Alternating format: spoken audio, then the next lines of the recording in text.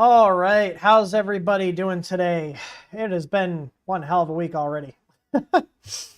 So yesterday we didn't have our stream because Comcast decided to deactivate our modem we were using while we were waiting for their new gateway to come in.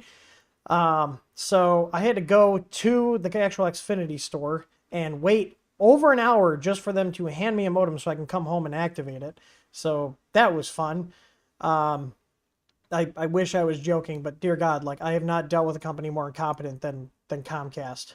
So, but we got the new gateway. It's hooked up.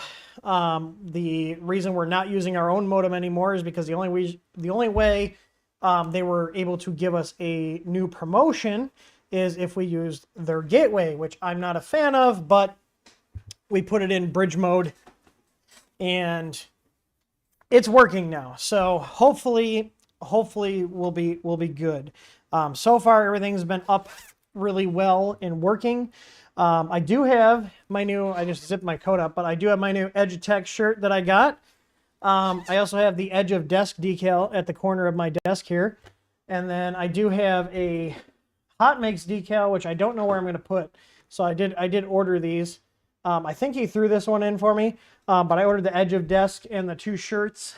And then I got a Hot Makes shirt, which I'll try to wear next time I'm on Hot Makes. And it looks like they're manually doing these. These look like these are heat press vinyl, which is pretty cool. They look really nice and they feel really good. So if you guys go check out Edge of Tech's merch store, they do have some nice gear in there. So anyways, now that we are up and running, fingers crossed, no more tech issues. I had a camera go out today. I was joking with the guys, like, this is like the month of tech problems and we're only 9 days in. So hopefully this is it. But today we're going to be looking at the SVO1 Pro. We did buy this a while ago. I can't remember how long we've had this here, but this is on our list of printers to do support on. I did watch Jim over at the Edge of Tech's video on the SVO1 Pro, and I know a little bit of what to expect with the printer, but it's brand new in box here. We're going to go through and do our unboxing. We're going to see what's in the box, go through the build procedure, and then get it all put together, run a few test prints, and then go and see what they did on the inside, whether, you know, things are properly terminated or not, what kind of power supply and board and stuff they're using, that kind of stuff. So this one does have a touchscreen, so this is something we're going to be looking at getting our regular 128/64 screens on, because as far as I can tell, this is another one of those screens that's running like the DWin code, which is not open source, just like the ones Creality uses. So given the fact that Sovol seems to be using a lot of Creality parts on their machines, it's probably a similar LCD that we see on a lot of these other touchscreen machines. But from what I saw in Jim's video, it looks like it's got a Creality 422 board in it, which we are very familiar with dealing with. So getting other things operating on here, like, you know, our Unified 2 firmware, shouldn't be too hard. So, all right, I got my caffeine for the day. Let's go and jump into this. I'm not gonna make you guys wait much longer. Since we did miss the Ask Tim stream yesterday because of Comcast, I did want to know if anybody interested, if we have a if we have any people wanting to tune in for another stream, either tomorrow or even on the weekend, to kind of make up for that one we missed yesterday due to the technical difficulties we had. So let me know. I'm curious. But anyways, let me move my stuff around on here. I'll get chat moved over, get my video preview going, and let's see. Is my camera all set up? My camera is all set up. So let's go ahead and take a look at it. But first, where is it? Hang on. Hang on. There we go. It's there. The Edge of Desk. I thought that was funny, and I put it on the desk just so it's more fitting. We do only have one dumb dog here. Remo. Hi, buddy. Because they're very damp. I'm going to make sure I got my autofocus on. It is. They were outside and it's raining here. It's basically like a swamp in my backyard right now. So the puppy is in his crate drying off. I did not want to be dealing with wet dogs going all over the place. So, all right. Let's get into this box. Whee! What are you guys all up to today? I'm curious. Other than watching some random guy in his garage unboxing a printer. So, I know this model came out, what is it, like 6 months ago? Someone want to look that up for me? I think it's about 6 months ago. So, but they're still selling this, and I was intrigued because I really like the original SVO1. That was a nice printer, and we actually have 2 of the SVO1s in our print farm, and they work really well. So, all right, what are we greeted with here? We've got a stapled together SVO1 guide. I guess we didn't want to spring for the actual, like, other type of printing, but whatever. I'm just amused by that. Not a legitimate complaint. I'm just amused. They get thrown out anyways. All right. Remo is very nervous because he does not like boxes, and he sees me moving this big box, and he's like, oh no, there's a box. All right. We got an accessory box. I'm assuming this has, like, yep, all of our standard fare, tools, SD card, power cord, etc. Let's see, we got a little spool of filament. I love these little spools. Those little filament samples, I throw them out. I hate them. These I will actually print from. So, it looks like we got the screen here. And I can tell right now, so they're using the same kind of screen the Ender 3 S1 Pro and Plus use with this little pin connector. So the cable to change this out, which I'm assuming we're going to have to. We'll take this apart and see what's in here, but I'm assuming this is not going to be one that we can get supported in Marlin. So this will be a good candidate for a 128/64 swap, but similar screen. I'm assuming it's a DWIN or a DRIN variety type of screen. So, all right. This is attached.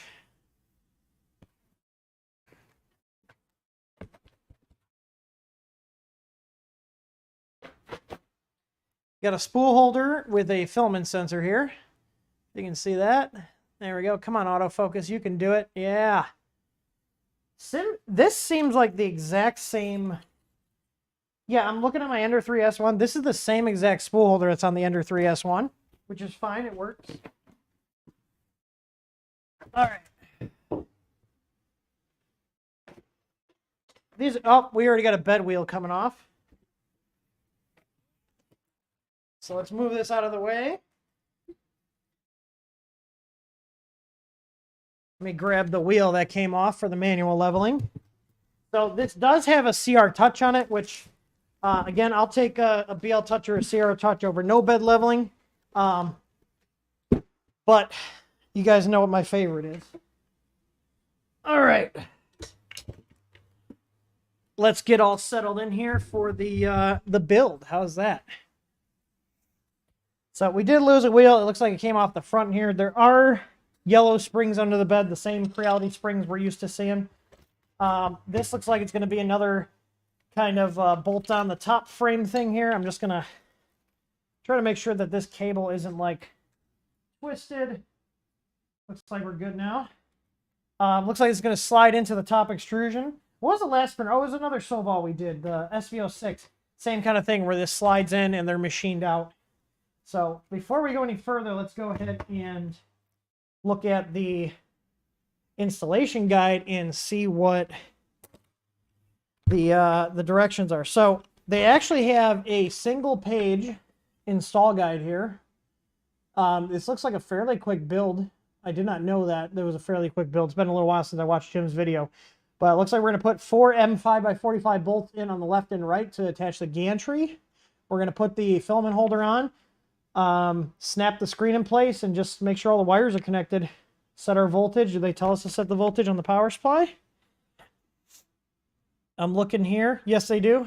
They do tell you to set the voltage switch, so there's a voltage switch on the back. I think this is going to be a pretty quick build, so let's see what's in our box of goodies here.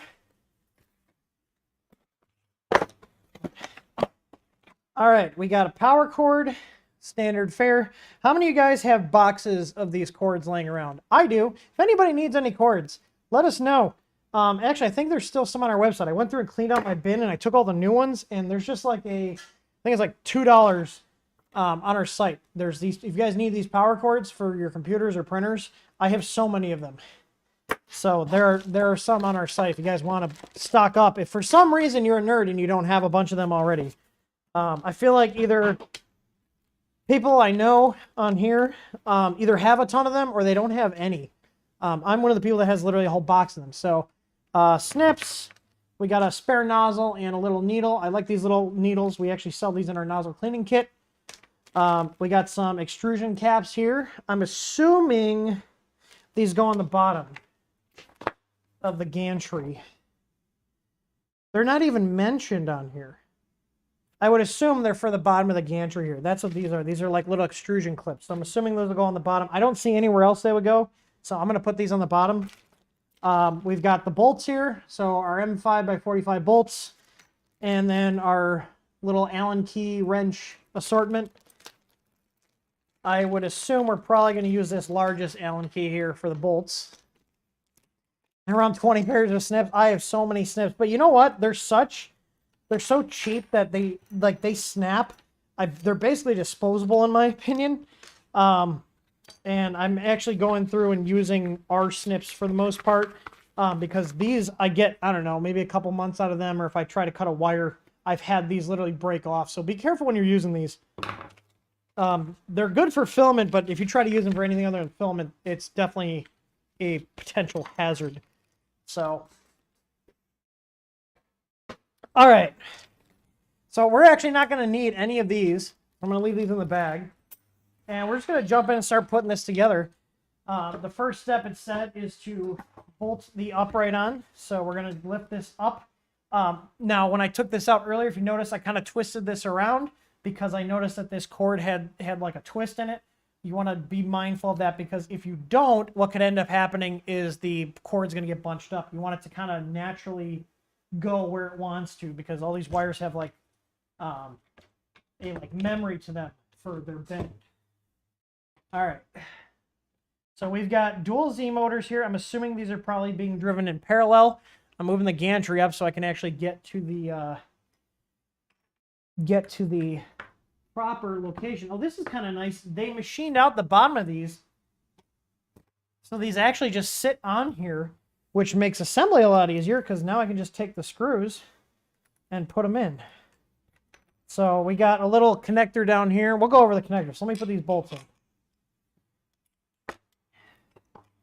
Let's see how these go in. Is it still a 300 by 255? I believe it is. I think I asked Jim that because people were asking us about our Easy Flex plates for them, and I believe the bed is exactly the same as the original SVO1. So I see someone, Leicester said the side cutters are great for ingrown nails. I may or may not have used them or have one in my bathroom because my cuticle cutters broke. Hey, it's a cutter. Krista thinks I'm weird, but I was like, hey, I've got a billion of them. I can afford to put one in the bathroom. Because like freaking cuticle snips are like so expensive compared to just like snips. I mean, they're snips. They get the job done. All right. Yeah, those covers are definitely for the bottom of the extrusion here. Which is weird that they don't mention them in the guide. Like, I'll double check, but I did not see it there. All right. So let me go ahead and tighten these down. This feels like it's nice and squared up in here.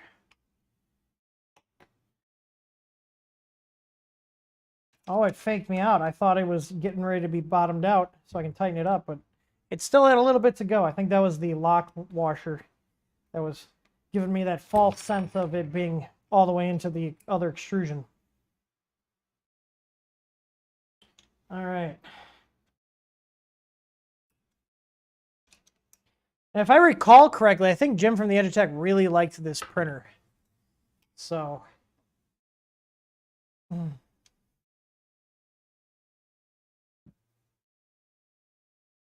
Oh, okay. That was a funny comment, Leicester, but I don't think YouTube would like that. Anyways, we're going to get these bolts tightened up here. God, I hate using these Allen keys. But I try not to use my fancy Von Huss ones. If you guys want a nice set of T-handles, Von Huss is probably my favorite one, especially for the larger stuff. For the smaller stuff, I'll usually use my TH3D tool set, but for like these bigger ones, the Von Huss ones are great. So one thing I did notice, unless this is sitting on something, it's kind of rocking. Is this sitting on a wire or something, or is this frame not square? Because I know this tabletop is square. Do you guys see this? Do you see how it's rocking? It's not sitting on any of the wires. This frame is not square, which is potentially going to cause some issues. Ooh. Right there. There's a flat spot. There's a flat spot. So I got flat spots in the bearings already. So whoever did this over-tightened the damn thing. So these damn companies and over-tightening the springs. Or the bearing, the wheel bearings. Is this one? Oh, that one's over-tightened. So you see how it kind of like wants to stop? Like, I feel the flat spots. So the V-slot wheels are over-tightened already. So hopefully those are not damaged from sitting in the box with them over-tightened. All right. I'm just tightening these down because we'll do a manual level on the bed.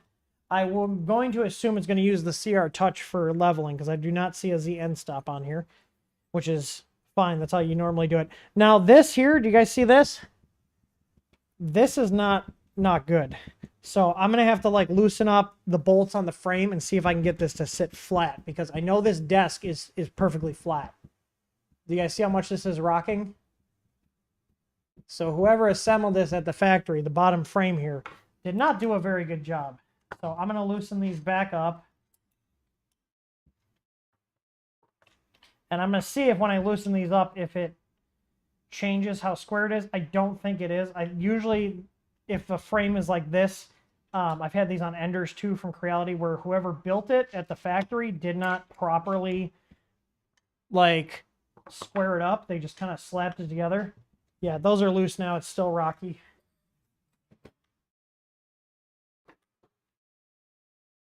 We're going to cheat a bit and use my nicer Bond Huss screwdrivers here. So I'm going to loosen up these two on the side here. So you see these two here and these other two here. And this will let the frame kind of like, it'll let it kind of settle. So I'm just loosening these up so those extrusions can move a little bit. Oh, look at that. Now it doesn't rock anymore. I'm going to loosen the other ones up too as well.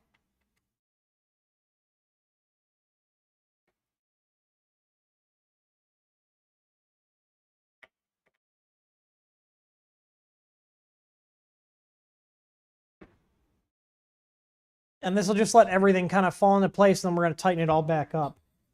That's usually what I do. These other ones here, too, may hold some tension, so basically we're just loosening up all the frame bolts to let everything kind of settle out and go where it needs to go.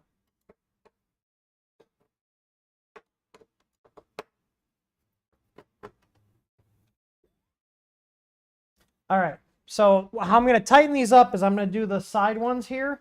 I'm also going to loosen up the ones holding the power supply and the control board because these could also make it flex. But basically, you want your frame square. If your frame is not square, you're going to have all sorts of weird issues.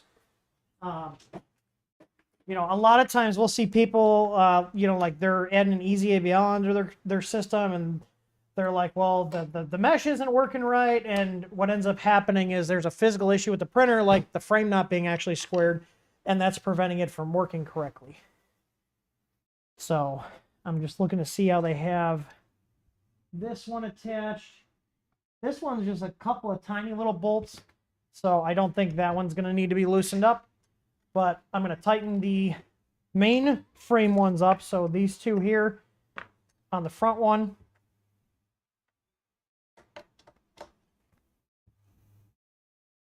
And then the ones on the left here.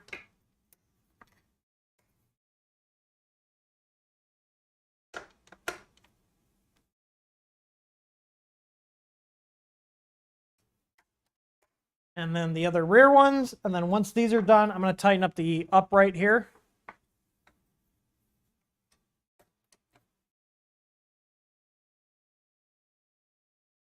See, I like these like screwdriver style ones because they really make it easier to turn these in and even get a good grip on them versus the tiny little Allen keys. Now, you can make do with the Allen keys if that's all you have, but I like having a better one. So I can feel that this can rock back and forth. I'm going to make sure that this is square here just by looking at it. I want to make sure this is sitting nice in here. And then we're going to tighten this down. I do have a square in the garage, but typically I can get close enough by just feeling it and making sure that it feels like it's squared up. And it's not like getting tightened down when it's like rocked forward or backward.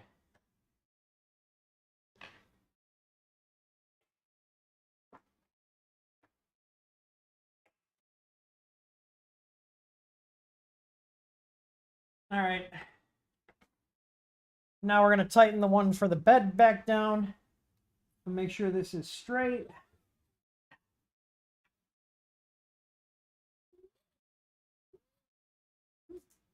That looks pretty good right there. This one doesn't matter if it's not perfectly straight. You know, the bed will be angled a slight bit if you're off, but it's not going to hurt anything. All right. Yeah, I can really feel those wheel bearings. They're over-tightened.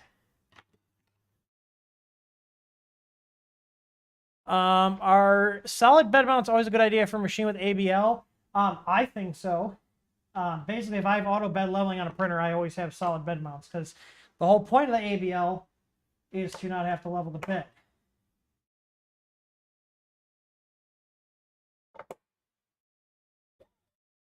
Yeah, so there's like flat spots here. So if I just keep applying the same amount of force to move the bed, that's where the flat spots are, where it's stopping. I'm not stopping pushing. But you can see it's like stopping there, which means the bearings are over tightened. So we're going to get in here with the bearing wrench here. Typically, the larger end of your open-ended wrench that comes with these is for the eccentric nuts. And there's 3 on the bottom here.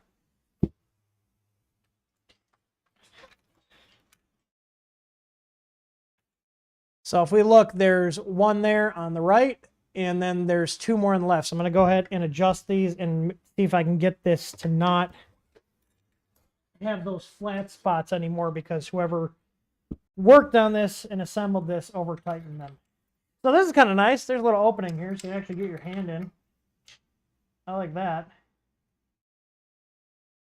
So I'm going to loosen these up intentionally, and then we'll adjust them back to a tight position. It's kind of a pain. The other side you can't really get in because the frame is in the way.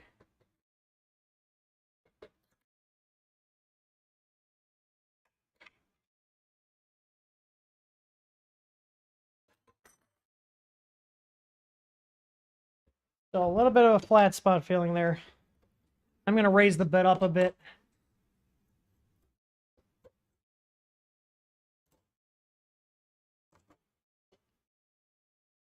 Just so I have some more clearance to get under here.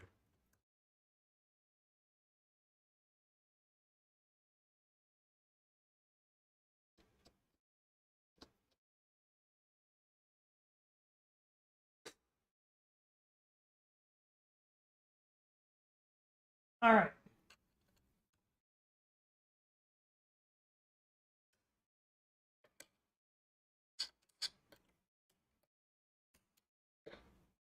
All right, so those are loose. Yeah, whoever assembled this, they ruined one of my wheels. So even with them loose, I'm still getting a flat spot. So that's great. So we got a defective wheel bearing on the Y out of the gate here. You can see here well, maybe not. The plate is loose, so all the wheels are just barely riding here, and it's still got a flat spot here.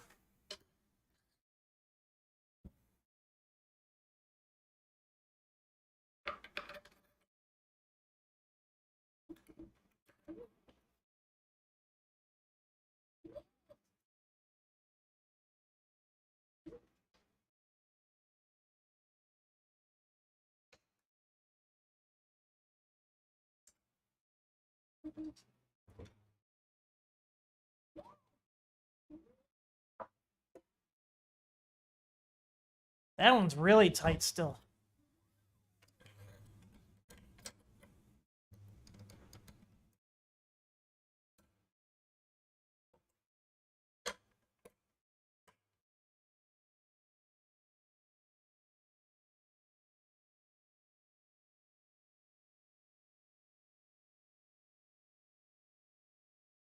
Oh.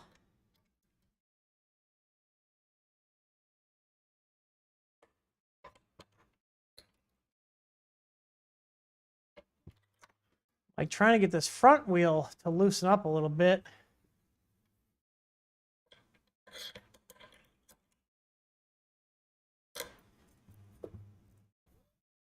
Is that it? I think that's it.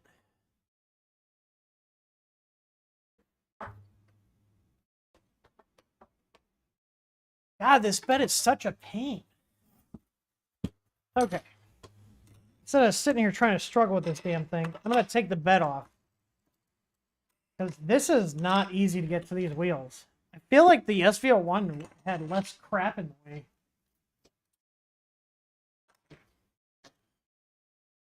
Alright.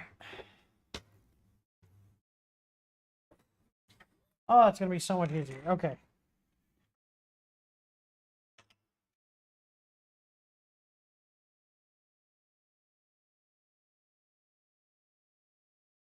See, the thing is, these ones are still, these ones without the eccentric are still really hard up against the extrusion. So those are not touching. They over-tightened the bearings on the non-adjustable one. So these two and this one. So what I'm going to have to do is loosen these up and then tighten them back down. I've had to do this on a couple ones. Sometimes you can just move them like this and get them to kind of move in the hole a little bit.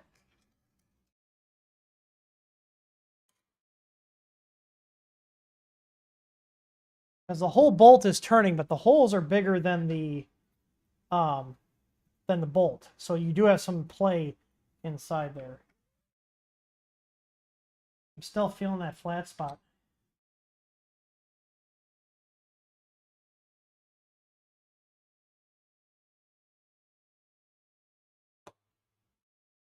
They really tighten these damn things down.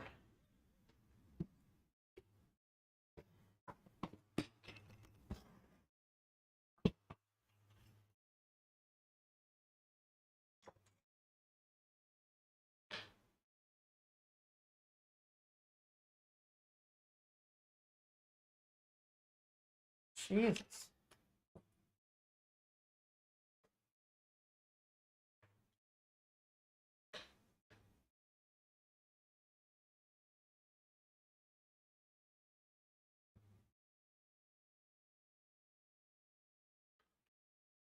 So what I'm doing right now is on the other side I have the wrench, and I'm pushing up with the wrench to get this bolt all the way that direction before I tighten it down, which should give me more clearance between the wheel and the extrusion, if that makes sense. But I also got to account for this bracket. They've got like a bracket to touch the end stop here.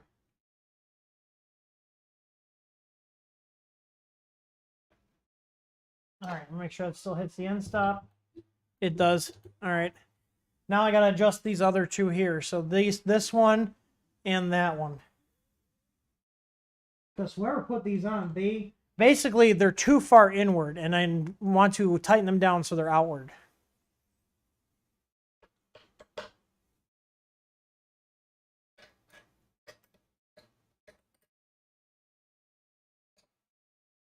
So I'll just loosen them up a little bit. I'm pushing this direction now on the nut on the other side, and I'm going to tighten this back down. I'm going to do the same thing to this one here, and now we should be able to adjust the eccentrics. So this one actually isn't bad. You see how this one I can move? This one's got a little bit of tension on it. Or actually, duh, these are eccentrics. I only have to adjust this one. I was not paying attention. There's the non-adjustables. There's one non-adjustable. Here's non-adjustable. That's the other non-adjustable. I was like, why does it feel like it's not adjusting? Because I was adjusting the wrong ones.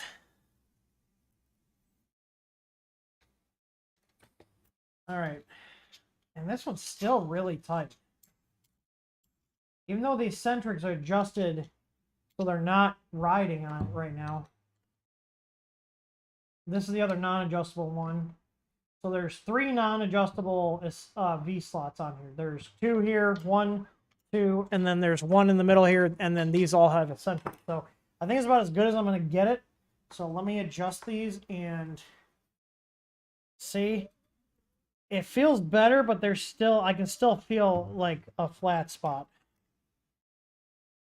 So these guys messing with the V wheels. I do need to loosen this one up just a little bit, because that's an eccentric one. And the eccentric needs to be able to turn. If you over tighten it, it can't turn. All right. I'm just going to adjust these, and then we're going to play with it. I feel like this is the most I've had to adjust a V-slot wheels on a printer in a long time. What do you guys think?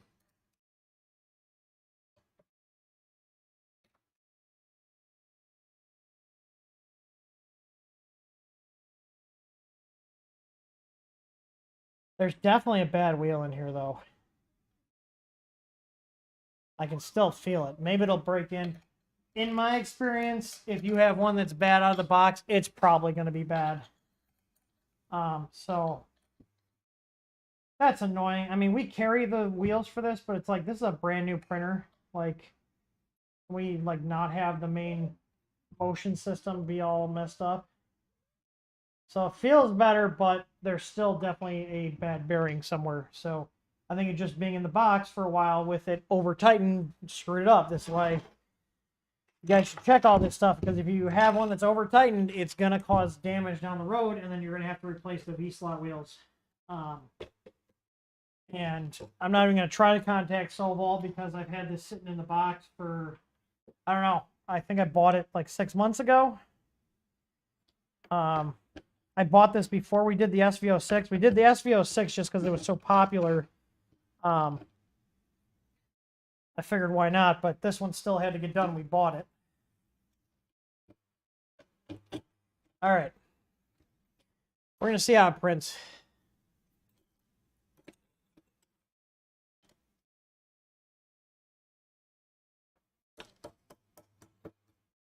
So the V-slot wheels work great as long as they're put together correctly. And while I've had issues with this on printers before, normally once you adjust everything, you know, the spot that was flat usually just kind of sorts itself out. But this one, I still feel a little bit. I'm hoping that once we run some prints, it'll break in. Sometimes that does happen, but typically my experience has been if it's kind of, you know, messed up to begin with, the wheels are going to have to be replaced. I mean, they're cheap to replace the wheels. I mean, rods are a lot more expensive, a lot more pain to replace, to be honest, than V-slots. Everything's got their positive and negatives, you know. There's positive to linear rails over V-slots and linear rods. You know, they're all not perfect, but just the nature of the beast. All right, let's continue on. I'm going to adjust the other eccentrics here. So we have eccentrics on the left and the right here for the Z, and these are also, this one's not bad, that one's not bad, but this one is completely over tightened. So you can see right there, see how like it keeps wanting to stop. There's another stop right there because somebody over tightened this.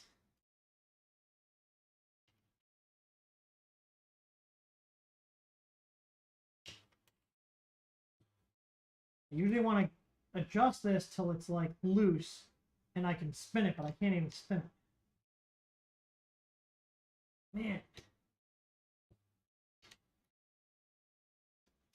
This is going to be the first Sovol I've done where I'm not very happy with the mechanics of it. Because just as whoever assembled this did a really terrible job.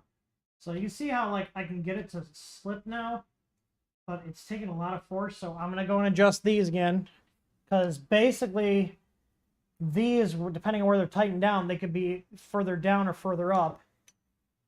Can I get my, yeah, I can get my ball end in here. And just loosen that up. I'm going to tighten this up, so this is basically using this to force these up when I loosen it. So I hope I'm explaining this well. This is like something I could easily show somebody in person, but like over video, it's kind of hard. Because there's a lot of just feeling involved. Alright, let's see. Hopefully that moved up the bolts and the holes and I can get a little more. Okay, we're actually able to rock this now. Sometimes you just gotta play with things. Alright, that's right where I want it. So, see, it's still wanting to stop a little bit, but I'm assuming one of these bearings are probably just foobarred. Thanks, whoever assembled this. Alright, moving on. Let's get all the connectors on. So we gotta connect the LCD. And these motherfuckers, look at this. This is underneath the housing. Look at this. It's underneath the housing. Jesus. All right. So this is going to go in here. And then we're going to connect the cable here. That doesn't really snap in that well, but I guess that works.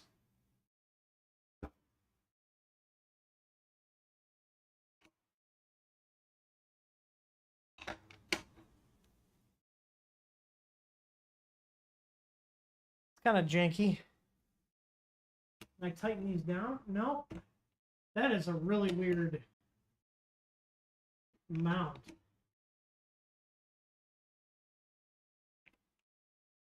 All right. Let's get the filament sensor hooked up here. And I'll connect the Z motor. I'm going to put the little caps on here. Reality does that too. Does what? Oh, over tightening? Are we talking about over tightening or something else? All right, this extra wire is getting shoved back in here. I should probably check and make sure. I think I tightened those front pieces back up, but I can't remember. I'm going to check that though. Oh!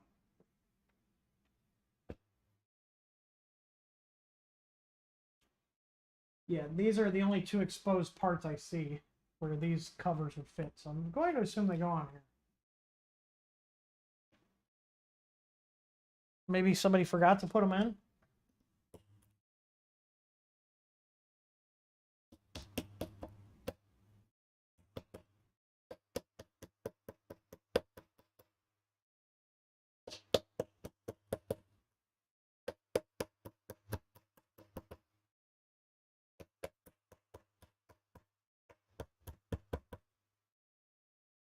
Everything's a hammer.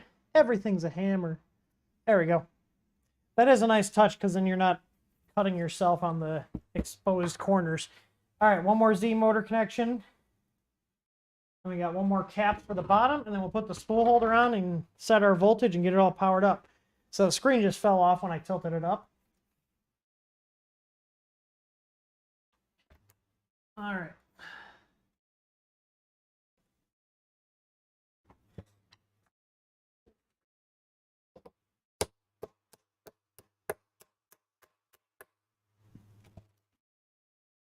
Bond Huss hammers.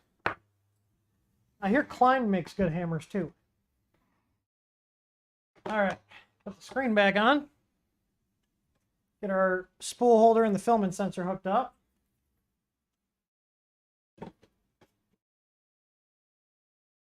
I'm sure you guys want to see that. Wow. I believe it just goes like this, just like on the Ender 3, S1. Come on. Oh, I just pinched my finger. Why is this not clipping in?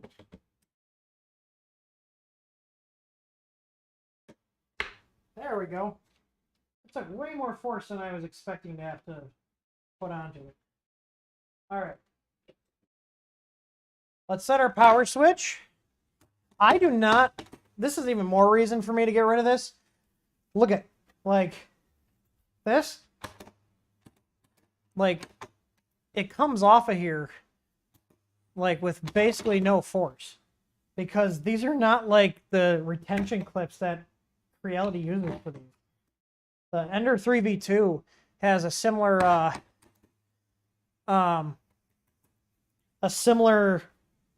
design with the bracket, but these look completely different. I don't know if I have my Ender 3v2 screen here. Yeah, I do. Okay. So, like, the Ender 3v2 screen has, like, these nice rods here. Sovol's got a freaking screw.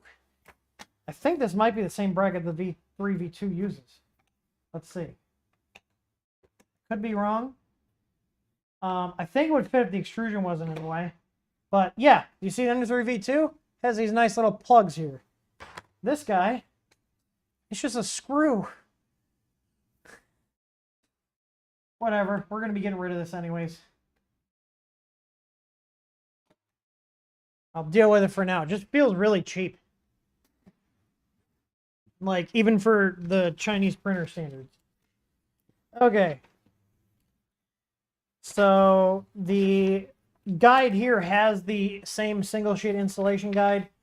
We've hooked everything up. We just got to set the voltage and then we're going to turn it on. So, I'm going to go to the back here.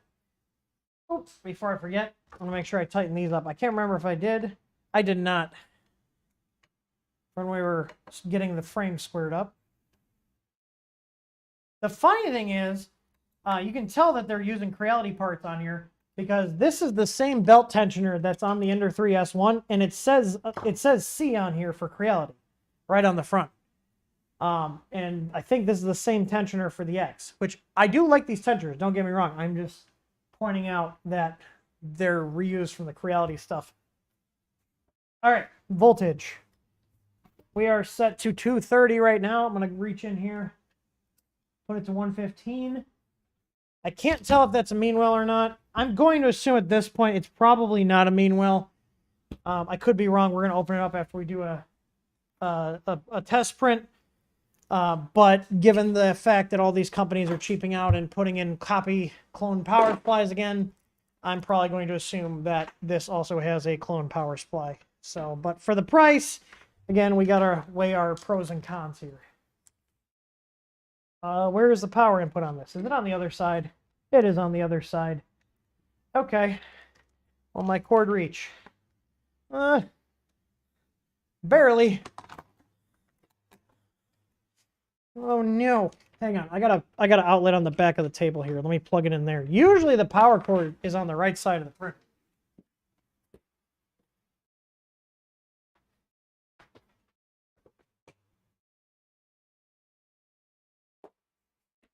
This one is on the rear. All right. Now for the moment of truth. Let's go ahead and turn her on.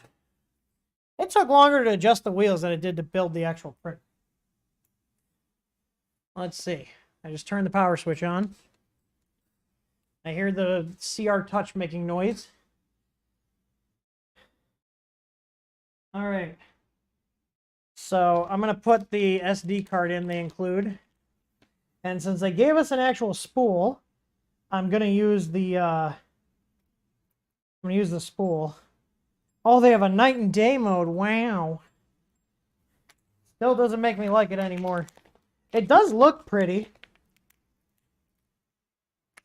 The touchscreens look pretty. It's just the features that they're missing is what is not likable. But we're going to poke around and see how they did on the touchscreen. Maybe Sovol actually has been listening to people and put more options into theirs. I'm not sure. I have not used this printer yet. All right, we are going to try to set the nozzle. So they do have preheat settings. So that's nice. We're going to let that heat up. I'm going to go ahead and get the filament loaded. Use their little sample roll here, just PLA white. Again, I'm a fan of these little spools. I will take these over the little like filament scraps that other companies give you any day. Now we're going to go through the filament sensor here, down into the hot end. So through the filament sensor into the hot end here. All right. I feed that in. Ooh, that is like loosey-goosey there. Looks like kind of a Titan Aero clone, which I don't mind. That setup is one that works really well. Let's see. We got it. We got filament coming out. I'm gonna adjust the tension. This is very like the tolerance is Sovol. What is going on? You guys were like really good. The QC on this printer is not that great. Look at this.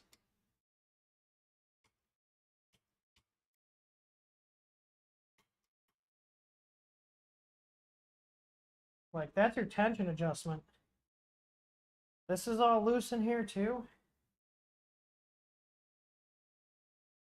All right, well, we'll see how it prints.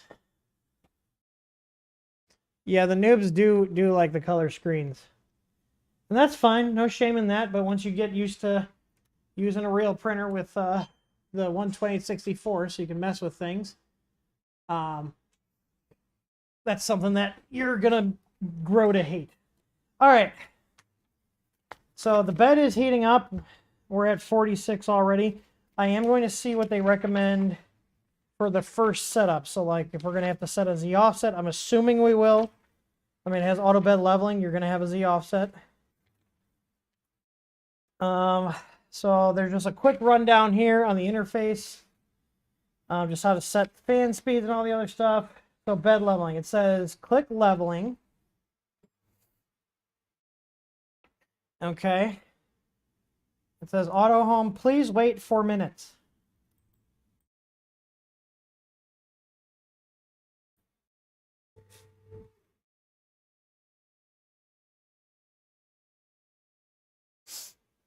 All right. It says XYZ will auto home. The CR Touch will probe in the center. When the CR Touch stop to probe, put a piece of A4 paper between the nozzle and the bed and click Z minus or Z plus. So this is setting the offset. To move the extruder down or up to adjust the distance between the nozzle and the heated bed, click save. It says in parentheses, drag the paper when you feel the nozzle can scratch the paper lightly. That means the distance is perfect. Okay. It says after leveling, click aux leveling, then click 2, 3, 4, 5 to level the 4 corners in turns. Before clicking, put the piece of AP. So basically, we're going to do a manual leveling. Why would they not have you level the bed manually first before setting the Z offset? That seems really dumb. But we're going to follow their directions. I'll put the paper under here. I'm hoping they have at least a live Z adjust, even though it's a touchscreen. Okay, so we're starting to grab. We're loose. A little bit of grabby. That feels good. That's too much. So like negative 1.7 looks to be our offset. I'm gonna hit save.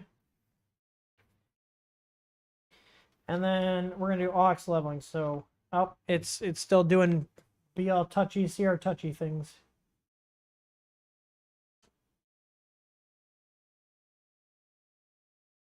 Okay, are we done? I think we're done.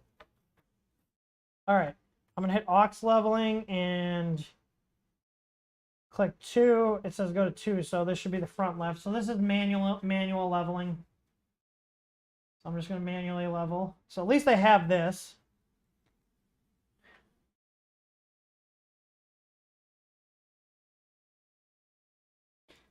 But I'm willing to bet if we check the offset, it's gonna change. It'll probably change from when after we do this. So that's way too tight.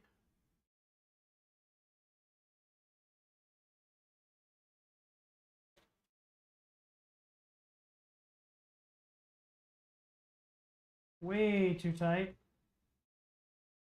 And now I like to check all the corners again after I do the other adjustments, because usually what will happen is the distance will change on the other corners after you do a manual level. So like this one's a little looser. I'm going to give it a little more bite.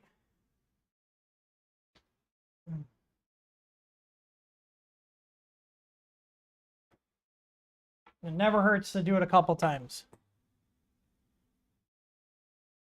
Nope, see, now this one's too loose. Yeah, I don't get why they have you set the offset before you manually level the bed. We tell people for our ABL kits, level your bed first and then go through and do all that stuff. If you're doing solid mounts, you obviously don't have to level the bed. All right, so I'm going to go and hit auto leveling again. Oh, wait, never mind. We're going to be here for a sec. I thought that meant it was going to go back and do the auto home.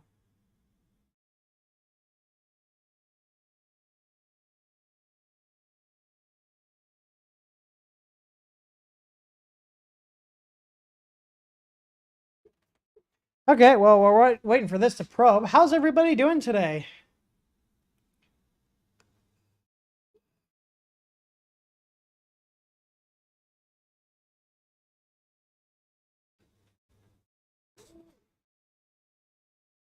Bueller. Yeah, I think I can probably get a little bit faster speeds in the stock firmware if we put ours on here. Because these are pretty... I mean, the CR Touch is slow, just like the BL Touch, but you can usually get a little bit faster than this.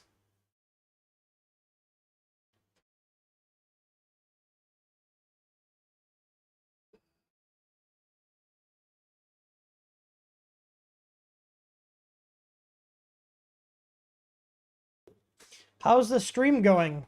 Like, are you guys having any issues? This is our first stream since we hopefully fixed our Comcast issues. David Pullen said, found for me that the 0.05 millimeter difference on Z offset is greater than it is. Okay. Truggy, we did not go under the hood yet, so you should know better. You're a regular. We unbox it, we build it, we do a little bit of print, and then we go into the guts. Studio Lamb says he's got a Prusa, but in the market for a second printer. Yeah, I mean, I have some gripes about this, but this is just Chinese QC stuff.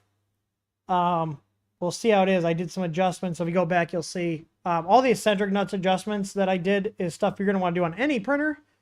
But watching the ads, YouTube put ads in. I guess I never notice.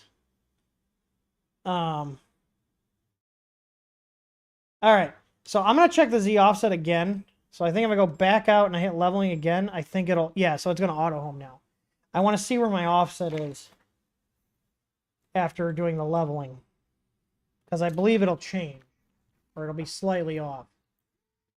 But in general, Sovol does typically make good printers. They've had pretty good testing when we've done them. These printers, I don't think Sovol's ever sent us a printer for free, unless someone wants to correct me. I don't think we've ever got a free printer from them. I think all the Sovols we have purchased. Yeah, so here, look at, it's not even touching the paper after doing the leveling.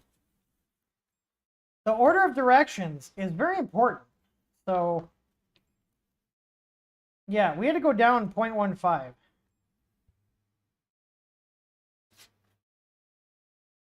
And then it says, after this, click the auto leveling. So we're going to take a new mesh, and then basically we're ready to print. It's telling us to go ahead and print. It looks like they have their own version of Cura that's rebranded on the SD card. We're not going to mess with that. I don't like messing with the slicers. Everybody has their preference for the slicers. What's the price on it? Let me look that up while we have this do its auto level. So that's going to take a hot sec because it's basically a BL Touch. Let me see. Sovol SV01 Pro. I purchased this a couple months ago, so that's why I don't know what we paid for it. I'm going to look at what they have. So the SVO1 Pro this is 309. So this compared to SV06, I'm going to have to see how the electronics are on the inside. This does have a bigger build volume, so I think 309 is not bad for the build volume, but we'll see. It does have a lot of features. I do like the cooling fan here. I'll take these over the little tiny ones. The extruder, there's some like wonkiness in here, but I'm just nitpicking. In terms of it not being like super tight on this arm, it's still going to probably feed the filament better. I'm just used to higher quality assemblies on things, even from Sovol. But we'll see how it prints. I guess that's really what it comes down to. Like, this arm could be wobbly, but as long as it's putting tension on the filament, it really doesn't matter. I just guess I have a certain expectation with Sovol because they typically tend to put out more refined machines, whereas Creality just throws a billion things at the wall and tries to see what sticks. You know what I mean? I totally forgot. I probably should put my camera back on. Hello, everybody. I'm here. The printer is not just here. If this had an easy ABL, it'd be done by now. All metal on this? I don't know. Let me look at the specs. It says metal direct drive extruder. I don't know if that means the heat break is metal or not. I am going to take the hot end apart because I want to see like if we already have parts that fit this. It says it's a Creality 422 silent board. So this, and the picture shows an STM chip. I'm hoping it has one because those GD chips are just a pain in the ass. They're not good quality. They're knockoffs.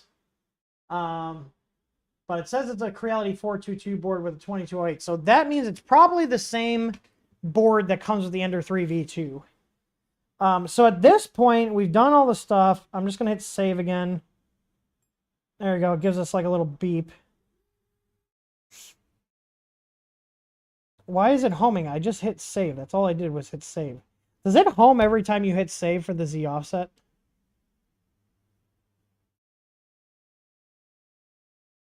I'm going to test that because I'm trying to back out and the LCD is just hanging up. Every time you save the Z offset, it rehomes the Z. What the hell?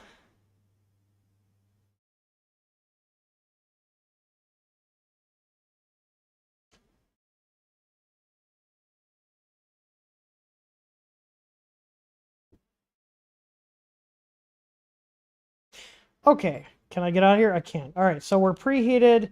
Select the file. Let's see. So they got an XY cube and 3D Benchy. That's what I have pre-sliced. We usually use the pre-slice. What do you guys want? XYZ cube or 3D Benchy? I think the cube will take less time to print.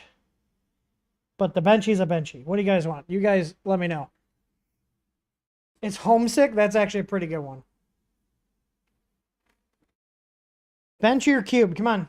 Post in the chat. Benchy or cube? What are we printing for the test print?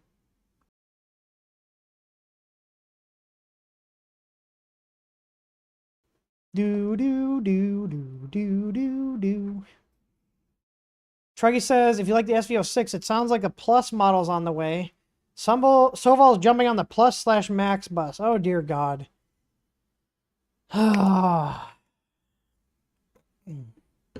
Cube, cube, cube, cube, so we can rip it open. I know. I'm eager to rip it open. All right, let's start the cube. Cube wins. Print.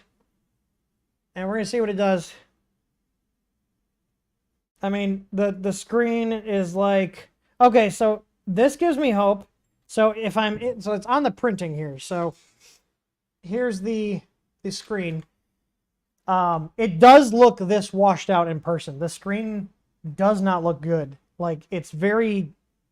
Like, I guess washed out would be the word. Like, it looks like this in person.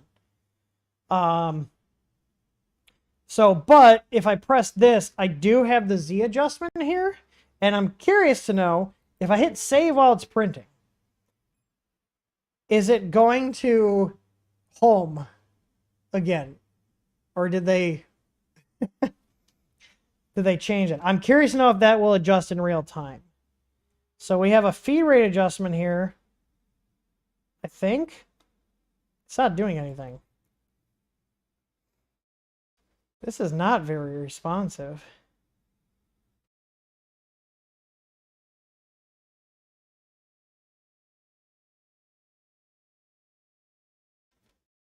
Okay, so I can't adjust the feed rate. All right, let's see if I adjust the Z. So the first layer looks a little close. So if I go up, oh, it's in 0.1 millimeter increments. I'm going to feel the back of this. It does have its Z adjustment. So that's nice. I could live with this screen if I had to, just because this is nice. So I'm going to see if it rehomes when I hit save. It does not. So that's good. All right. I was worried there that it would it would rehome the Z, because that's what it did. So we do have live Z adjustment, so kudos there. I like that. If you want to get me to live with a touchscreen a little bit longer, live Z adjustment's the way to do it. We can do print speed, so, you know, I could tell it, you know, 200. And it is kind of moving a little bit faster, but, like, we don't have any other adjustments. Like, this is it. Like, you can change your nozzle temp, your bed temp, and your print speed, and your fan. But, like, if I want to change the acceleration and jerk, I can't do that. That's one of the limitations of the touchscreens, and this is with most touchscreens. I'm sure there's I'm not going to say all, because I'm sure there's an outlier where you can adjust it, but in general, the touchscreens come with these printers. Like, you have very basic controls, and most of them do not even have a live Z adjustment, which is a huge thing, because if you're, you know, a little bit off, you want to be able to adjust it. So I'm glad to see that they have that included. You know, you can change your nozzle temp here. I mean, this is just as I'd expect you to be able to do. You can change your bed temp here. You know, this doesn't really seem to be doing anything versus like 100. So I guess it's a tiny bit faster, but it's really not doing anything. So, like, I was going to see if I could change acceleration and jerk to make this go a little bit faster. Because obviously the firmware settings, like your acceleration and jerk, are going to limit, you know, I could probably put this to like 500. It's probably not going to move that much faster. I could be wrong. We'll see. Yeah. So it's being limited by the printer's firmware. So on like a printer running, you know, our screen, the 128/64 style screen with our firmware, you'd be able to adjust all that right now. You can't do any of that. Like, I can change the print temps and like speed it up a little bit, but this is all you get. You know, just for comparison, let me pull a screen and board out just to show you guys what I'm talking about.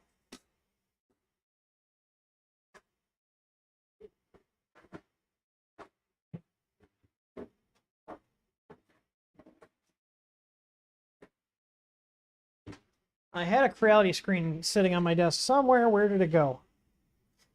Because I'm going to show you guys what you're missing out on by not having a 128/64.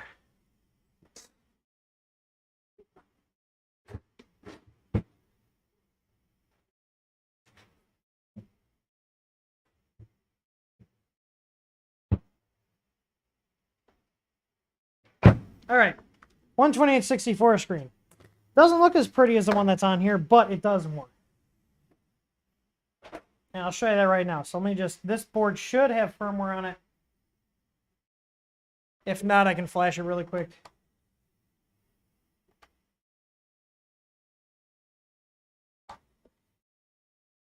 All right, let me scooch that back a little bit. Then we'll plug this in. And I'm assuming this board has firmware on it. It should. There it is. Okay, so this is a 128/64 screen. We make a lot of conversion kits for printers that come with these style screens to get rid of them. And what I was talking about with the acceleration and the jerk is, like, on this printer, to set the speed, you just turn the knob, and you can see there your feed rate goes up, okay? Really easy to adjust that. On these screens, you can actually go into configuration, and you can go to advanced settings, and you have all these other options here to tune the printer. This is the kind of stuff you're missing on these touchscreens. They do not let you have access to this. So if you want to try to tune and get faster speeds, or change how quickly the printer's changing direction as it's cornering, which would be like your jerk, you don't have access to any of these low-level settings on these touchscreens. They're not on here.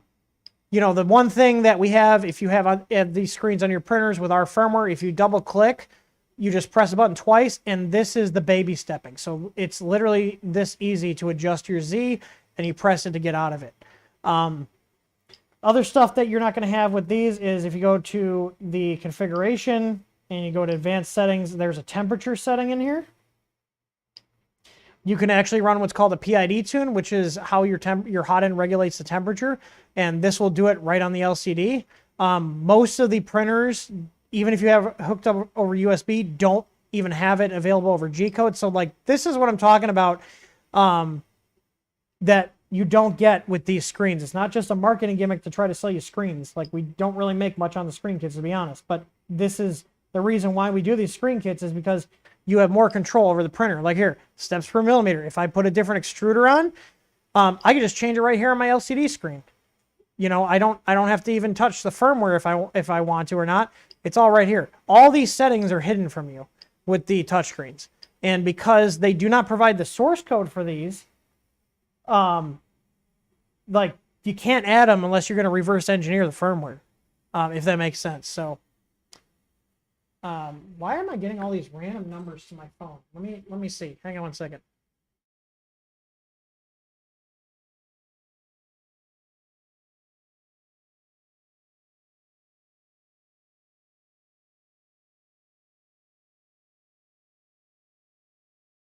Oh, it's Jake from Discover Card Services, guys. We are waiting for a print. I'm gonna press 1 here. Please hold while you are being transferred.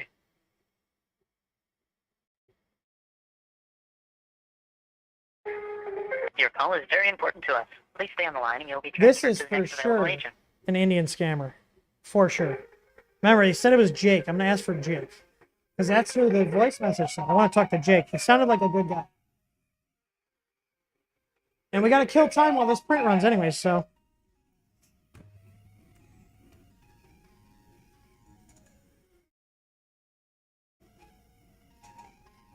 It is printing nicely.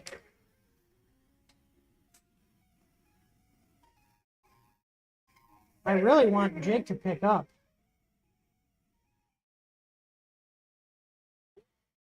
Thank you for responding, Card Services. How are you doing today? I'm good. How are you doing? I'm fine. Thank you for asking. I believe you are responding for debt elimination on your existing credit card. Is that correct? The first person I talked to was Jake with Discover. Is Jake available? Ma'am, Jake is recording message. I am the live representative. Oh, I'd prefer to talk to Jake. Can you get Jake on the phone? Do you understand English? I say Jake is recording message. I am the live representative. I do understand English. I also understand that you're a goddamn scammer who has nothing better to do but take advantage of people. Oh, I wanted to get him to swear.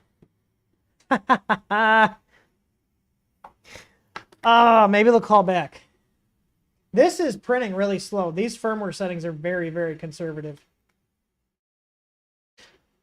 Sassy. I know, right? Do you understand English? Uh-huh. Oh, I do. Do you?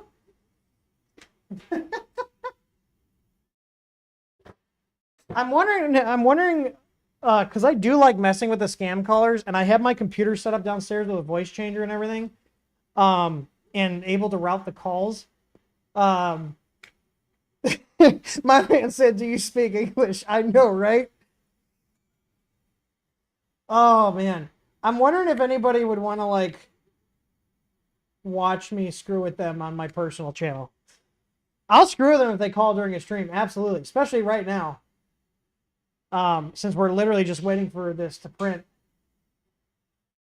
I'm going to go back and scroll through chat and see if there's anything interesting in there. I'm going to grab a drink really quick. I'm going to get a beer. It's been a long week. I'm going to go get a beer. I think I got root beers or zombie dust in my fridge here. Just learn a little bit of their curse words. Oh, I know some of them. I don't want to get flagged on YouTube, though. How about a nice zombie dust? That sounds good. I guess I'll show it here. There we go. Tyler West, if you're watching, this one's for you, buddy. My buddy Tyler is actually going to be here in a couple of weeks, so...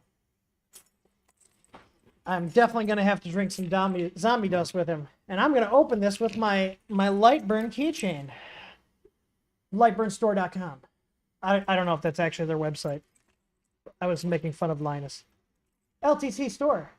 And while we are waiting for this, I would like to talk about our segue to this video sponsor, TH3D Studio, where you can buy all your 3D printer parts and get support from people in the US. Go to TH3D Store. Oh, sorry, I don't own that domain. TH3DStudio.com for all your 3D printing needs. I did like the English comment. I've never gotten that. Do you speak English? I'm surprised he didn't hang up. Do you think this will benefit from a fan duct? You know, it actually looks pretty decent, to be honest. I mean, any printer is going to usually benefit from a better fan duct, but this one isn't that bad. It is 3D printer, if you guys can see. It's better than most, and it's a 40-20 fan. We do actually carry these fans now. If you guys are looking for 40 volt 20 or 40 volt 40-20 fans, we carry them now by popular demand.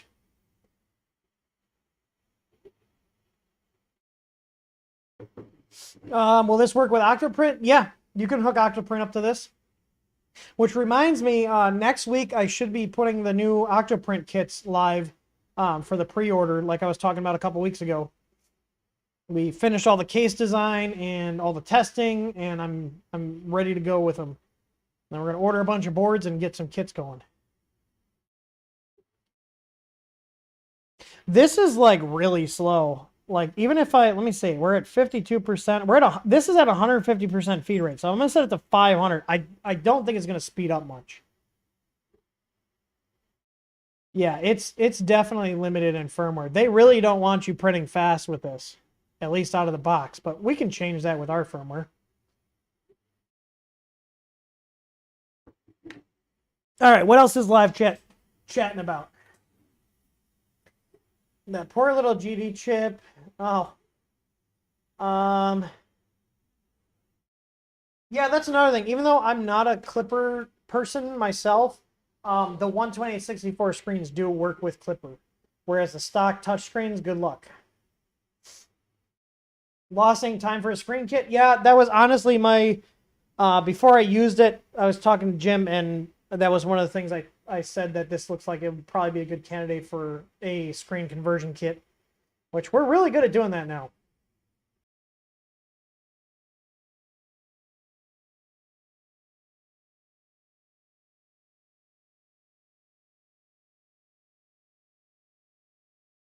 Yeah, I am surprised that we didn't see the Creality Sprite extruder on here. I think this was out after the Sprite started showing up on printers. I do actually like Creality Sprite extruder. It does work really well. I have it on my Ender 3S1, and it works. It's not the best, but it works. Tor's cleaning up the wiring on his Mercury 1 and adding a side enclosure. Nice. I'm looking through the chat.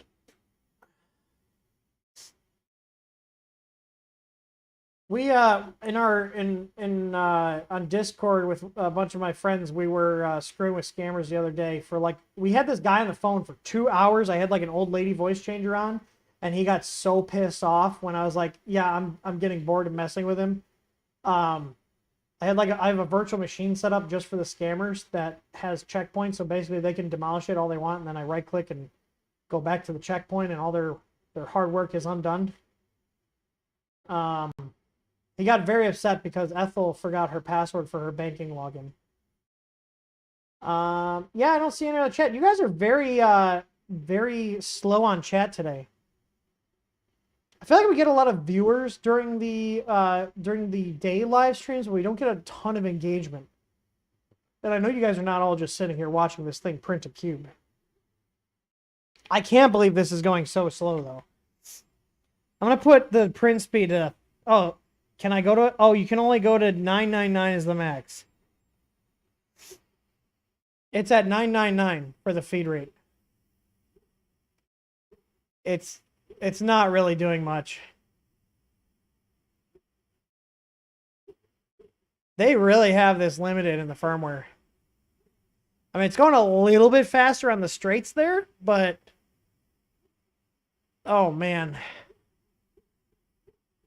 A lot of us are working while watching. I figured as much. I actually listen. I usually have like some sort of podcast up while I'm working, or I'll put on like hot makes, or some other random 3D printing video depending on what I'm in the mood for. Yeah, it did speed it up a little bit, but dear God, if I put one of my other printers to 999, it would be going crazy and losing steps.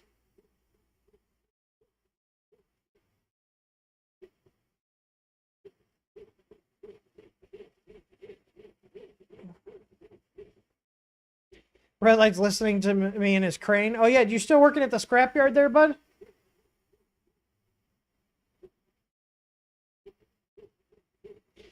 Yeah, the bamboo printers, I don't have one, but I have heard good things about them. But I will say, from what I've seen and what I've heard from other people, is they're not a printer to get if you like to mod, if you like to tinker with things. They're a printer you get to just use, if that makes sense.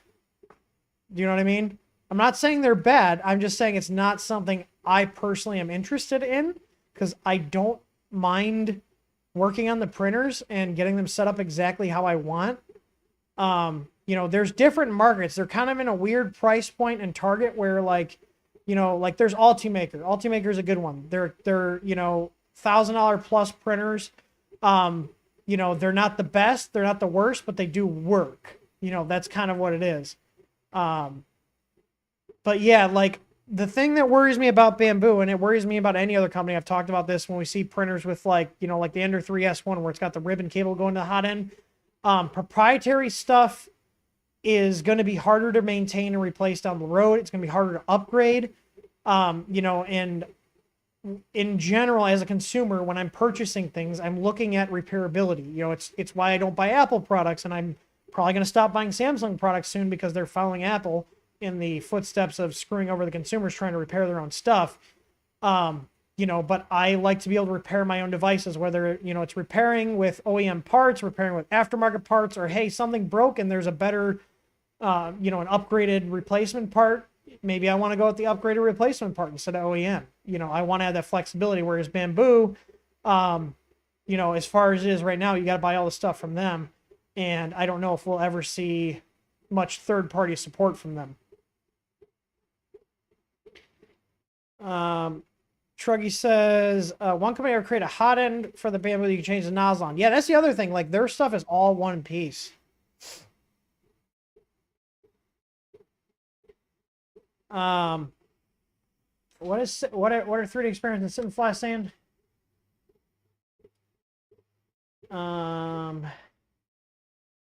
What did I miss? Is there a chat? Oh, yeah. 3D experiments said my wife's grandmother, when she was alive, got on a scammer hot list. We guesstimate she gave away over 50,000. Holy shit. I don't understand how people fall for this, young or old. Because it's like, if somebody on the street randomly came up to you, if I came up to you on the street and I was like, hi, I'm from Social Security Services, and your Social Security number's been suspended. You need to go to Walmart and get me $500 in Google Play gift cards, or we're going to arrest you. You look at me like I'm insane.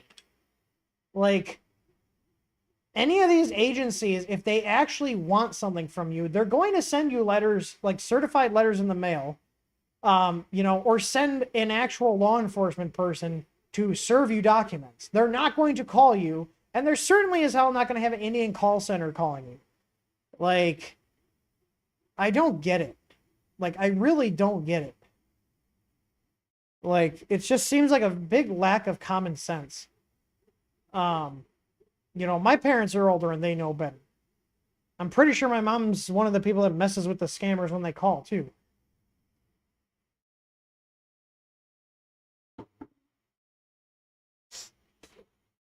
Kyle says, if Bamboo would open source or license the ultrasound bed leveling the first layer analysis for flow control, they'd make bank. So I've heard that people have covered up those sensors and it's still, the bed leveling still works. Like, there's some speculation that they might not actually be doing anything. I haven't hands-on with one, but I can't remember who I was talking to. It might have been John from Tripod's Garage. I can't remember, but someone's telling me that they literally covered up like the sensor and it didn't throw any errors or anything. It just kept on printing. All right. Well, it did that move, the end of print move really fast. Did you hear that? It was like, wow.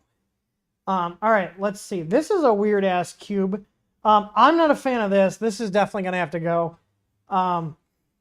This is probably like just based on how strong this feels. It's not bad, but it feels like Creality is like floppy member magnets. I guess this is better than nothing.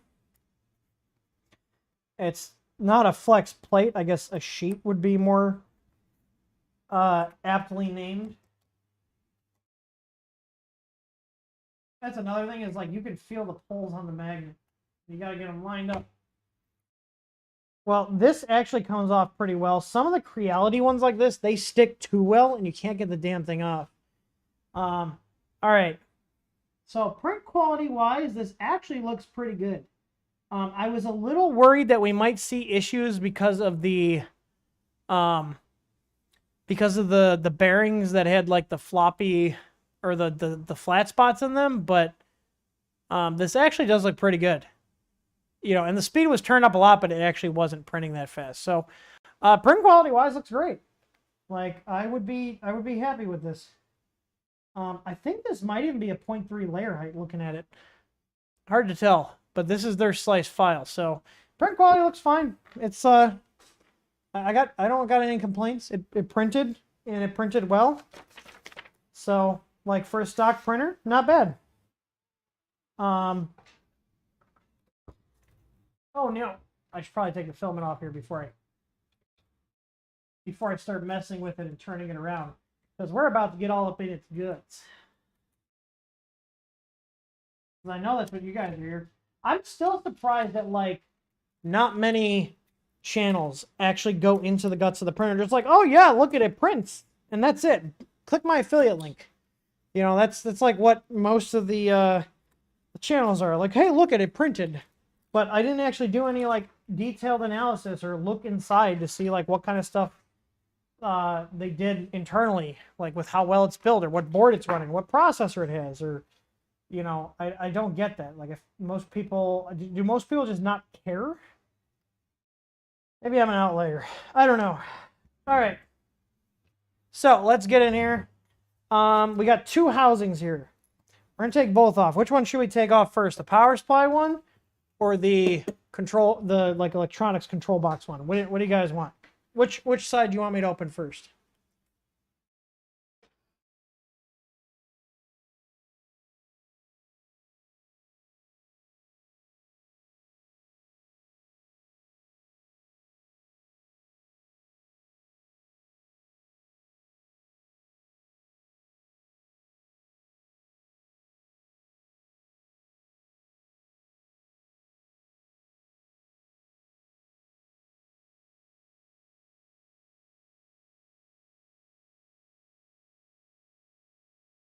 Power? You guys want power?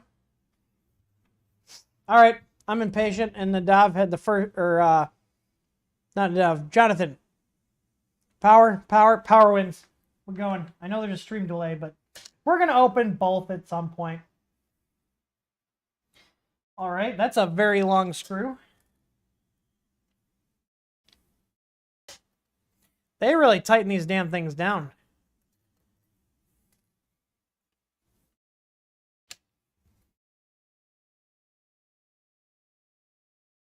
I'm assuming these 6 screws are what we need to take out to get it to come off. Where's my... There we go. I was like, I know I have a magnetic screw holder here. There we go. Screws aren't going anywhere. It feels like this should just... Yeah, I think I have one more screw.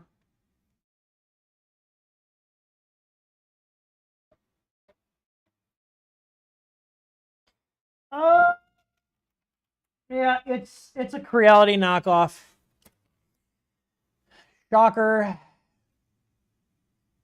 Creality knockoff. Yep.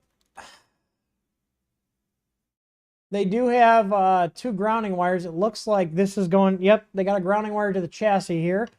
I think they do this now because they know that their power supply's grounding is terrible. So this is not a bad idea, but it's like, guys, if this power supply is manufactured correctly and actually had a good ground, you wouldn't need to also ground the chassis. But I guess a wire and a stud is cheaper than, you know, putting a good power supply in there. All right. So looking at this since this is the CMS 24, so if you guys are looking to put a mean well, the 350 watt 24 volt ones we carry will fit. They'll be a direct replacement. I will be replacing this. I don't even know if I put these up on the site for like 10 bucks if people would even want them. Because I've got like 3 or 4 of them at this point that are basically new. But I don't use them because I don't want to deal with a power supply failing and, you know, causing problems with the printer or, you know, potentially letting the magic smoke out. They really over-tighten these. Holy crap. The power supplies, I think they're like 54 bucks on our site. And those are genuine Meanwells. Meanwell's a company that's been around for a long time. They're pretty much the standard for, you know, higher quality power supplies without breaking the bank. They are a Chinese company, but they are a Chinese company that focuses on quality. You know, it's just like anywhere else. You spend more money, you typically get a better product. So, knock on wood, I have not had a single Meanwell power supply fail. And I've been running them for 6+ years on my printers, and I've had them on electronics projects as well. That's a very sad empty case. All right, let's see here. This looks like this is plugged into the layer fan. So I don't get why these companies do this. If you guys have this printer, cut this off and wire this into the fan output here, because basically your board is getting 0 cooling unless your layer fan's on. Which these boards in the Ender 3v2, they overheat all the time. So I just felt that's worth mentioning. Look at this. The friggin' screen fell off. And I got a goddamn knockoff processor. Yep, knockoff processor. So Creality's putting the knockoffs on these. You guys see that? Giga device. It's a knockoff. So I guess this is where we're headed now with this industry, is we're not getting STM processors anymore because these companies are too cheap to actually spend the money on putting real processors that aren't Chinese knockoffs of STMs in here, because that's what Creality's doing. All these other companies are doing it. I will say, though, if I had to choose between the Giga device and the HC32s, I'll take the Giga device. Firmware-wise, these take the STM code. They run fine. Yeah. Let's see. So there we go. So not much to write home about. LCD is going to be easy to change out. This cable will get pulled out. I'll be doing an LCD kit for this printer, firmware for this. And obviously that's going to need the LCD kit because these are not going to work with Marlin. I'll check and see, but I really doubt that these are going to work with Marlin. This is the same kind of screen connector that the Ender 3 S1 Pro and the Plus have. Let's take a look. Let's take a look inside the actual housing here. Oh, that is very loose already.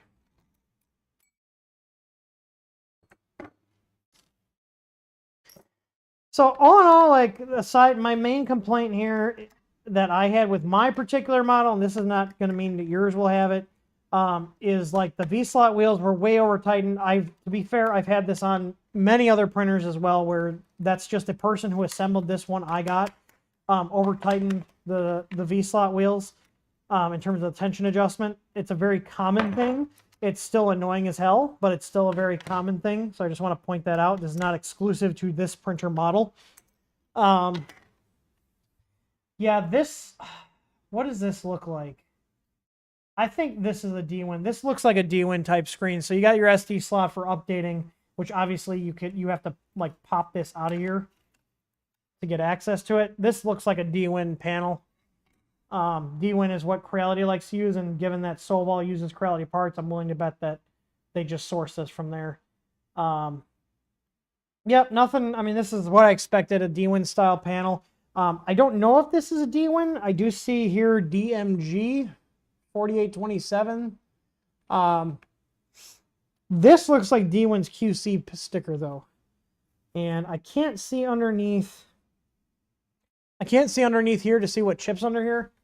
Because this looks like this is soldered down, and I'm not going to pull that off. But yeah, probably not going to be able to do anything with the screen. So LCD kit will be in order. There's like a random... Oh, there's like random rubber pieces on here that are... They were super glued on. That's great. That's definitely super glue. I'm a little disappointed with the build quality on this. I'm nitpicking, but still, I'm gonna give you guys my honest thoughts. Like, for the price, I don't think it's terrible, but like, there's just some weird choices on this. Like, why do we have these like rubber washers in here? This doesn't make any sense. Anyways, we'll put that back together. Oh yeah, is there firmware on their site? I'll see if they're actually compliant with the open source licenses. I don't know if you guys have noticed, but we've actually been successful in getting a lot of source code from companies since we fired our page back up, where people can go and see who's violating source code agreements and stuff. I don't know if you guys noticed that, but companies have been releasing source code again since we started shaming them by having their violations on a page on our site. So I don't have any confirmation that that's why they started complying, but it seems like right after we started it up and we started listing violators, we started getting source code coming out from Anycubic, and even Tronxy started putting source code out, which is amazing. Yeah, the Easy board will definitely be a drop-in replacement. Again, you'll need to change the LCD, but Easy board V2 will go right in here, no problem. Since this is a 422 board, this board can replace the 422 board. So, yeah, I'll get the Easy board going in here too. I have the other Sovol SV06. I'm gonna get the Easy board working in too, so we'll get 2 more printer support on that. I don't have a timeline. It's basically I'm gonna start working on it at some point next week, and then you guys will see updates. So we do try to post updates on things. All in all, so clone processor. Like, let me get your guys' opinion, okay? So I despise the clone processors, especially the HC32 ones, because you guys can't do really anything with it. Creality did release the source code for their HC32 chips, which I appreciate. The problem is, and I'm looking for one of the boards here. I think I have it. Yeah. So my buddy Bill sent me this, and I do have a board here with the HC32 knockoff processor. This is an Ender 2 Pro board. They released a source code, but you can't even compile it. I have not been able to compile it. There's people on their GitHub that have been trying to get it to compile. You need like this closed source development studio. I think it's called Keil, K-E-I-L. In general, if it's going to have a clone chip, I'll take a GigaDevice chip over any of them. So I guess there's a saving grace there. I think at this point, because of all the chip shortages and the company's trying to cut corners at this point, because prices on genuine processors are still higher than they were, pre human malware when that thing was happening, and that was the big talk of everything. I don't think they're going to go back, because the chips, the reality is, even though you can get STM processors now, they're realizing that they can get away with using the clone processors, and your average person's not probably going to care. What they're going to care is that if the printer works, but we're more power users like myself and you guys watching, you guys will probably care, but also like swapping a board is not a big deal, especially if you do, like one of the boards we have, like our Easy Board V2, where we have everything all kind of figured out. But I think at this point, we're just going to have to deal with the clone processors showing up on these boards, because I doubt they're going to go back to using STMs for the stock boards, just because they realize that they can get away with doing it. You know what I mean? They're probably saving $5 to $6 a board. STM processors are expensive. I just wasted all that time cleaning my glasses. They're I hate having dirty glasses. But I don't know. Do you guys actually care, or do you usually end up changing your board and so it doesn't really matter? I think I made it worse. William Martin Harris said the source code's on GitHub. So that's good. Hopefully if their source code's compiled, compiles and it works, maybe you'll be able to do some basic changes and keep the stock screen, but you're probably not going to be able to bring those features I showed off on the other screen over to the touchscreen because it is closed source. I'm looking here. So, yep, they have source code list for the SV06. We're doing the 01 Pro. They do have the source code for the SV01 Pro. It is on GitHub, so that's what they need to do. So, yeah, they do have it. It is on GitHub. It's right there. So, I think I checked that before I ordered it because I've been trying not to buy printers that don't release the source code just because it's something that's very important to me. So, anyways, my final thoughts for the price, it's what I expected, which is not a bad thing.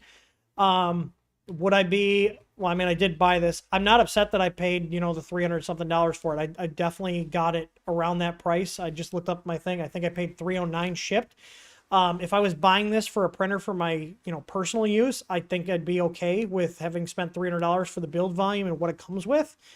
What do you guys think? I think it's a decent bang for the buck. There are obviously going to be gripes with any printer.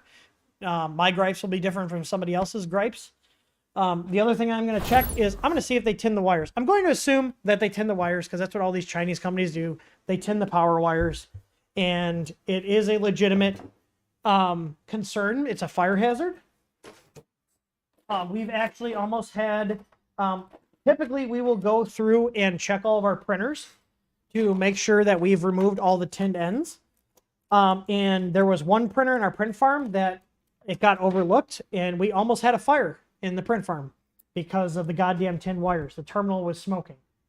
And we came in one day, and we smelled burning electronics, and one of the printers had smoke coming out of it, and it was because of the goddamn tin wires. So they are a legitimate fire hazard. It's not just me trying to spook you.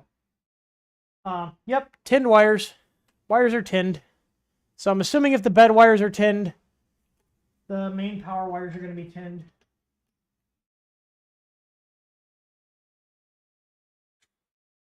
This control box is not easy to work in. Yep, they're freaking tinned. Yep, look at that. So all you need to do to fix this is cut these off, strip them, and then put them back in. You do have some slack here, so cut these and strip them. Bare wire going into these is better than this. This is a fire hazard. This is legitimately a fire hazard.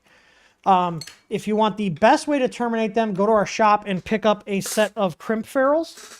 And I actually have them on a lot of my printers now, actually, because we carry them now.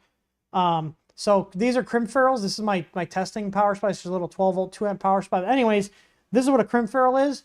You strip the wire, you put in here, and you crimp these ends on, and this gives you a nice, safe termination to go into the screw terminal blocks. So, yeah, this is how they should be terminated. This is like the best termination method. The second best would be stripping the wires, but this is legitimately a fire hazard. So if you guys have any printers, whether it's from Creality, Sovol, whatever, check all your power wires and make sure they do not have tinned ends, because I'd hate to hear another story about somebody's printer almost catching on fire because of the tinned wires. So, but yeah, for the price, I think it's not too much. It's not too low. I mean, obviously there's no such thing as too low. But I don't think they overpriced it. I mean, like, it's got dual Z motors. Yeah, they're off of one driver, but still dual Z motors. I'll take dual Z motors off of one driver any day over no dual Z motors. The extruder seems to be decently built. There's a little bit of play in the arm, but it does keep tension. And the side-to-side play isn't going to affect the tension. I'm being nitpicky. I'll be honest if I'm being nitpicky or not. But I think for a $300 printer, the build volume you get, the features you get, it's not a bad printer to start with. The stock board, even though it's a clone processor, it is the GigaDevice one, so you can update it. They did release the source code. If I had to replace one thing on it, I would switch out the power supply to a Meanwell. And, you know, that's about it. The stock firmware is not that bad to deal with, but it is very limited. But that's with any touchscreen printer, if that makes sense. So, you know, I'm not trying to single out Sovol here. I have the same complaints with Creality or any other company that uses the touchscreens where they're very limiting on what you can actually do with them. So, but yeah, I mean, not bad. You're getting a direct drive printer with a, what is it? I think it's a 255 by something, or sorry, 280. So 280 by 240 by 300. That's a pretty generous build volume. So that's way bigger than Ender 3 for a little bit more money. It does have a CR touch, so it's got a bed leveling device on it. It's better than not having a bed leveling device. It's got the X and Y tensioners. I like the X and Y tensioners. It's got a filament sensor. So it's checking off a lot of the boxes I look for on what kind of printer I want. So like for me to change this out, like if to make this an everyday printer I would use, I would change the LCD out, change the power supply out. I could live with the stock board, to be completely honest. Like they're not the best, but it will work. You know, if I didn't have another board to put in it, the stock board would be fine. And I'll be able to update the firmware on it. But yeah, I mean, there's not too much to complain about. It's got a lot of the key features and checks off a lot of the boxes. So anyways, someone's saying there's SVO6 Plus. On their website, I do not see the SVO6 Plus in their drop-down menu. Anyways, I'm looking. I'm checking here. I don't see it. I do not see it. I do not see the SVO6 Plus. Let me see if I search it, if it comes up. I do not see the SVO6 Plus. Oh, wait. Here it is. They announced it. You can have the SVO6 Plus for the low price of my monitor sharing is not working. Hold up. There we go. For the low price of just $1 shy of $1 million. I'm assuming, now here's the thing, this is interesting. They have a filament sensor on here, which, oh. So they added a filament sensor, but then you get this piece of crap, which is what's on this printer. So the SVO6 came with the 128/64 screen. Yeah. And they're claiming that this is a 500 watt power supply on here. I'd be really doubtful that this is actually a 500 watt power supply. It's probably another knockoff. Filament runout sensor, yes. Filament holder with bearing. Oh, so they put a bearing roller on there? Oh. I am slightly less excited about this, but hey, I guess that's one more kit we can make. Oh my god. So anyways, SVO1 Plus, or SVO1 Pro, sorry, the SVO1 Pro. I don't like the screen, but it's not terrible. It's definitely going to be something I'm going to replace just because of the lack of flexibility and control. But that's with any touchscreen. The board's okay. It's got a knockoff processor. I'm assuming your guys will probably have knockoff processors because that's what Creality's doing with the 422 boards. All in all, for a $300 printer, it's not bad for the price. The build volume is generous. The build quality is decent aside from whatever guy assembled mine over-tightened the bearings. But again, that can happen with any printer with V-slot wheels. And I've had it happen with other brands, so it wouldn't be fair to be like, oh, this sucks because my one printer I got was over-tightened. It can happen with any of them. It really depends on who is QCing things. But other than that, not bad. I'm going to play with it a little more, play around with the firmware, and see what we need to do to get that Horde LCD off there and get a 128/64 on. And then once we do that, we'll be able to get the firmware going on there. So I hope you guys enjoyed the stream. I'm going to see what my weekend looks like and see if we can have a makeup stream for the Ask Tim that was missed, thanks to Comcast being incompetent. Luckily, it looks like we're streaming fine. Have you guys had any issues with the stream at all today? Because we do have the new Comcast gateway hooked up, and as far as I can tell, it's running correctly.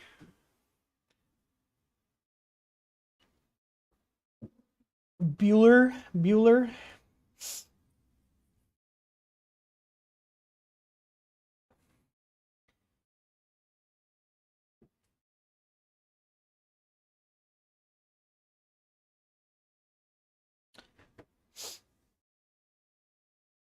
I'm seeing here.